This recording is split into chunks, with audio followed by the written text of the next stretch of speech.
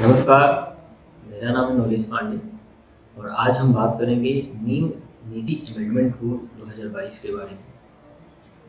New amendment निधि rules 2022 19 अप्रैल 2022 को ये भारत सरकार द्वारा जारी किया गया है, जिसमें बहुत सारे बदलाव किए गए हैं।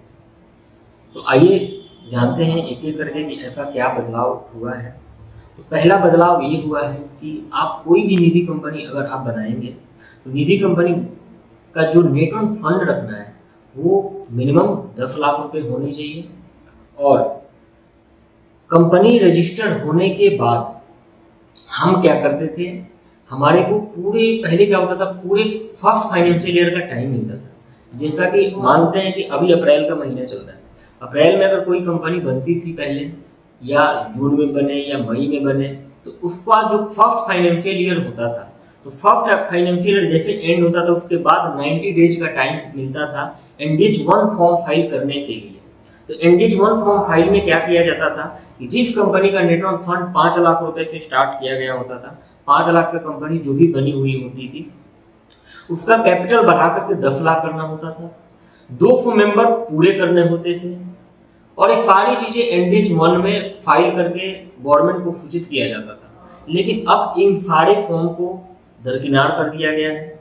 अब कोई भी निधि कंपनी बनेगी तो उसका 10 लाख रुपए से स्टार्ट होगी, नेट ऑन फंड जो भी होगा उसका 10 लाख रुपए होगा। उसके बाद कंपनी रजिस्टर्ड होने के बाद 120 दिन का टाइम मिलेगा। अब 120 दिन में क्या करना है, ऐसा नहीं है कि कंपनी रजिस्टर्ड होकर के आई हमने पैसा मार्केट उठाना शुरू कर दिया, नहीं, बिल्कुल नहीं। अब नियम में काफी बदलाव हो चुके हैं। अब जिन कंपनियों को एज ए निधि डिक्लेयर किया जाएगा वही कंपनी मार्केट में काम करेगी, अन्यथा नहीं करेगी। तो आते हैं, जानते हैं क्या है। इनकॉर्पोरेशन डेट से 120 दिन के अंदर में आपको अपने 200 मेंबर पूरे कर लेने हैं। और अगर आपकी कंपनी अगर 10 लाख रुपए से स्टार्ट हुई है तो उसको 20 लाख रुपए कर लेने हैं। और 20 लाख करने के बाद आपको एनडीएच 4 फॉर्म फाइल करना है, साथ में एक रेजोल्यूशंस लगाना है, डिक्लेरेशन बोर्ड के द्वारा देना है। और बोर्ड के द्वारा डिक्लेरेशन देने में ये सूचित करना है भारत सरकार को कि जो भी कंपनी में प्रमोटर है, एक तो जो आपके कंपनी का डायरेक्टर है वो 5 से ज्यादा कंपनियों में एज ए डायरेक्टर ना हो, जो आपके शेयर होल्डर्स हैं, प्रमोटर्स हैं, वो 3 से ज्यादा कंपनियों में शेयर होल्डर्स ना हो। उसके बाद उनका आचरण शुद्ध हो, उनके ऊपर कोई क्रिमिनल केसेस ना चल रहे हो, वो कहीं से दिवालिया घोषित ना हुए हो, वो कहीं किसी वित्तीय संस्था एजेंसी के माध्यम से मतलब कोई लीगल एक्शन ना लिया गया हो उनके ऊपर, या किसी के माध्यम से उनके ऊपर कोई आवेदन ना दिया गया हो जो अभी तक सिद्ध ना हुआ हो। ये मतलब उनका पूरा का पूरा कैरेक्टर जो है वो साफ सुथरा, बिल्कुल नेट एंड क्लीन होने चाहिए।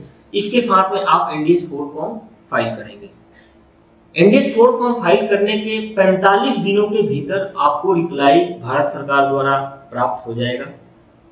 रिप्लाई आने के बाद अगर उनके तरफ से अगर कोई क्वेरी आती है या कोई नोटिफिकेशन अगर वो देते हैं किसी चीज को लेकर के, तो उसको आप रिप्लाई कर सकते हैं। और अगर 45 डेज के अंदर में वहां से कोई रिप्लाई अगर नहीं आता है तो आप समझ लेना कि आपका एनडीएच 4 अप्रूव हो चुका है, और ये अच्छी बात है। तो दोस्तों, अब मान लीजिए जिनका एनडीएच 4 अप्रूव नहीं हुआ है और वो भी मार्केट में पैसा ले रहे हैं, लेन देन कर रहे हैं, तो उनके लिए क्या प्रावधान है। तो उनके लिए अगर कोई भी व्यक्ति, कोई भी कंपनी अगर मार्केट से पैसा उठाती है, कब, उस हालत में जब उसका एनडीएच 4 अप्रूव नहीं हुआ है, तो ऐसे में उनको दोषी करार सिद्ध कर दिया जाएगा, उनको मान लिया जाएगा ये दोषी है।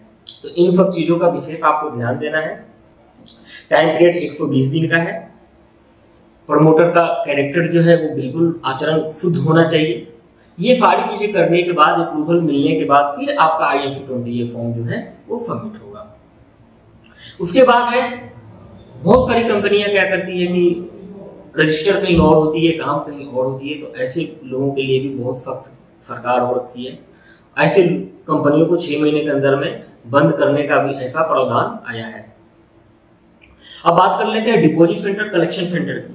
बहुत सारी कंपनियों ने कलेक्शन सेंटर अपना खोल रखा है या आगे खोल देती हैं, डिपॉजिट सेंटर बोल करके खोल देती हैं। तो ऐसे में इनको क्या करना है, NDS 2 फॉर्म फाइल करके गवर्नमेंट को, अपने रीजनल डायरेक्टर को विद फीस के साथ में सूचित करना है, बताना है कि हमारा यहाँ पे कलेक्शन सेंटर चल रहा है, या अगर उस कलेक्शन सेंटर को अगर आप बंद करना चाह रहे हैं तो बंद करने से ठीक 60 दिन पहले आपको रीजनल डायरेक्टर को इन्फॉर्म करना है कि आप उस कलेक्शन सेंटर को, उस ऑफिस को, उस ब्रांचेस को बंद करना चाहते हैं।